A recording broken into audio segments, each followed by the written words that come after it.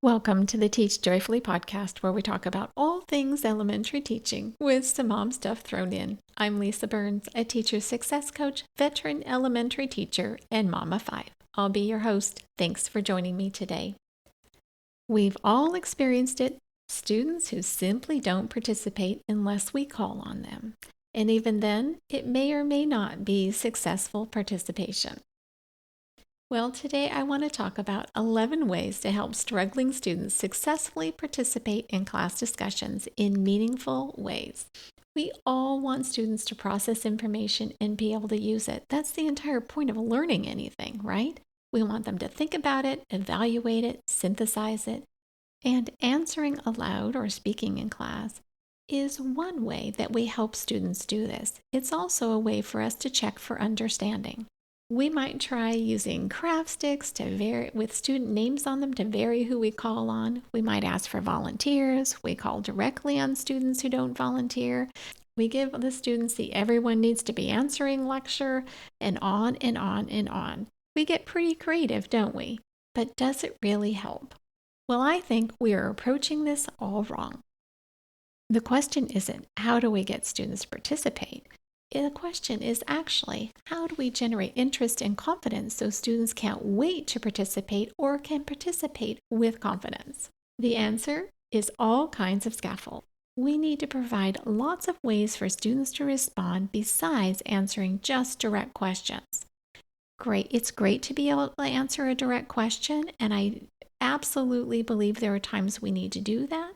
However, the problem with answering a direct question is only one student gets to answer. Only one student gets that moment to learn, and everyone else is simply sitting there listening or not listening if they're tuning out, which quite often happens. If we can head in a different direction, every student gets a chance to really think and process and answer. So in order to help our students be successful, we need to, number one, build background knowledge. Quite often, we jump right into our teaching and assume that the information we're giving students is the background knowledge. But the reality is there's background knowledge that needs to come before that in order for students to really understand. Sometimes the background knowledge is of the academic vocabulary, and sometimes the background knowledge is the actual subject itself. More often than not, it's kind of a combination of the two.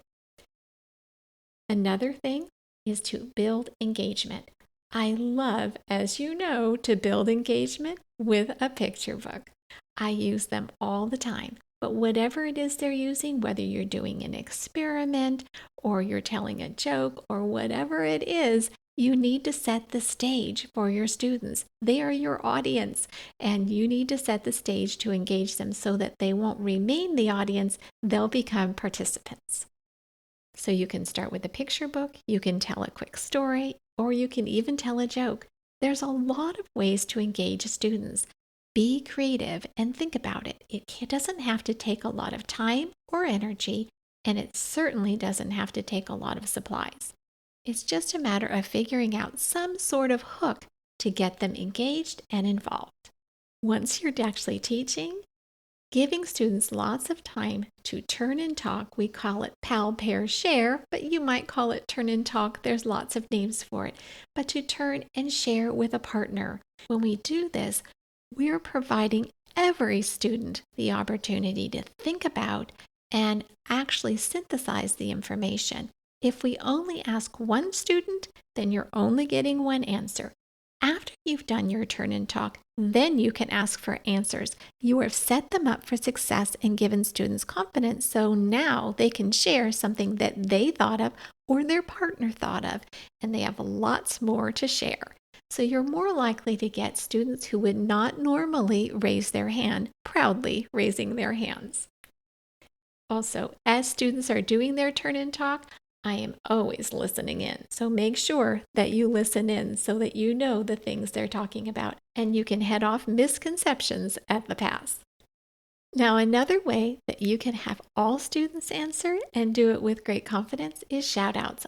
Now, this is not for everyone, but I love a good shout out, and so do my students. Now, a shout out is when everyone shouts out the answer at the same time. It's a lot of fun.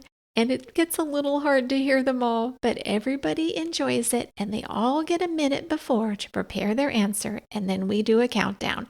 1, 2, 3. And everyone shouts their answer out.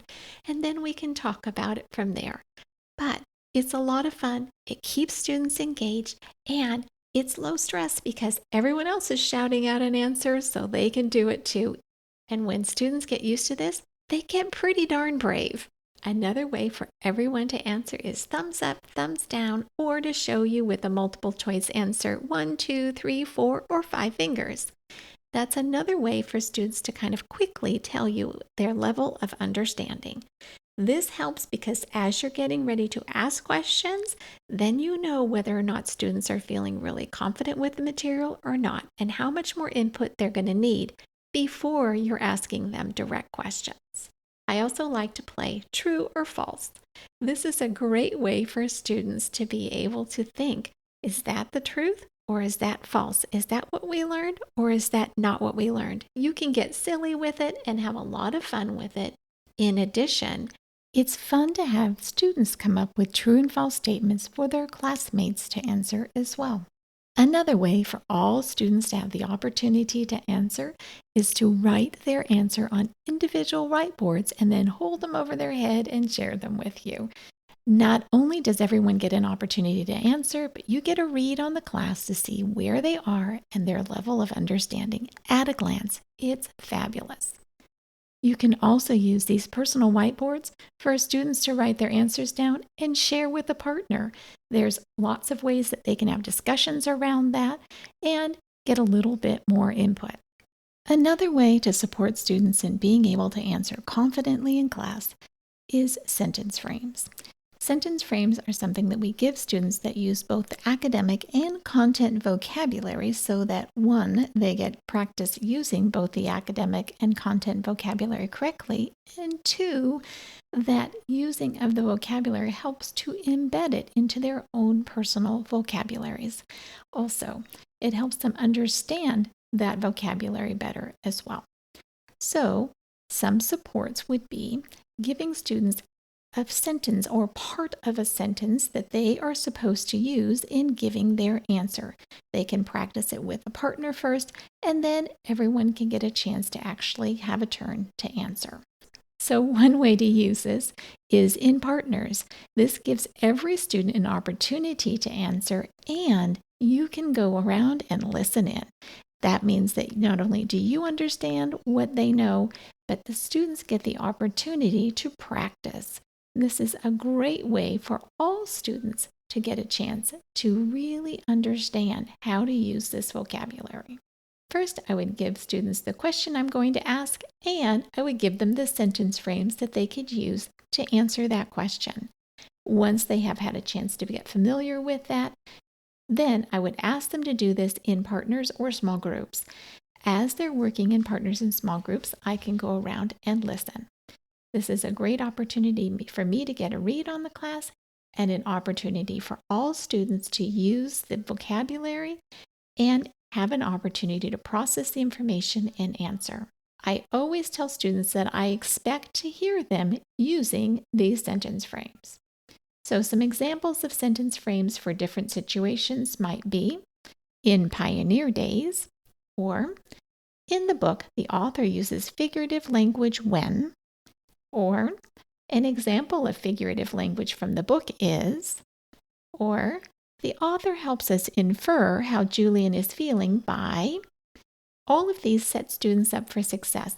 It gives them some of the vocabulary, it gives them a place to start so they aren't trying to think of how to even begin, and they'll be more successful in answering. Plus, they can focus on the content of what it is that you're really trying to ask. The next one, and I think you already know this, is to be careful how we respond to wrong answers. I always address the thinking first, then what is correct and on the right track, and then I would address the misconceptions. By no means do I suggest we let any misconceptions go. Wrong answers must be addressed, but there is a way to do that helps students understand what they did correct first before we go in and help them with what needs to be fixed. And the last way is giving students some ways to ask for support. There is an older show called Cash Cab. I don't know if you've seen it, but my family was obsessed with it for a while. People get into a cab in New York, and in this particular cab is a game show. So they get in and they get to answer trivia questions to win cash. Sounds like fun, right? There are some ways to get help in this particular game. So one of them is to phone a friend, and another one is a shout out. I think that this idea is perfect for class time too. Giving students the ability to ask for some support, to be able to answer a question if they have been asked a direct question, is a great way to help students feel more confident. So how would this look in class? Well, phone a friend would be ask the person next to you or a friend, someone close by, for a little hint on the answer. And then the student can answer more confidently. Or ask for a shout out. Now, not all teachers will be okay with this, but I think it's a lot of fun. And that is ask the whole group and have them all shout out the answer. And then the students can go back and give you the answer. So a quick recap.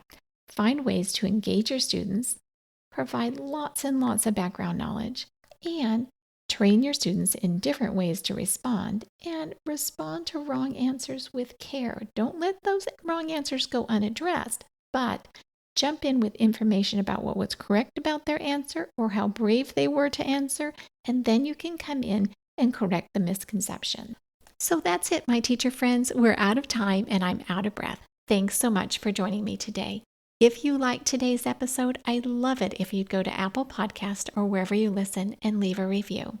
And while you're there, hit the subscribe button so you'll never miss an episode. Also, you can continue the conversation online with me in my Facebook group, the Teach Joyfully Podcast Community, where elementary teachers can connect, get help, and encouragement for all kinds of education and parenting topics. You can find the show notes and links to all the resources mentioned in today's episode on my website at www.hopeineducation.com/podcast. And remember, a happy teacher is a good teacher. Until next time, teach joyfully and take care of you.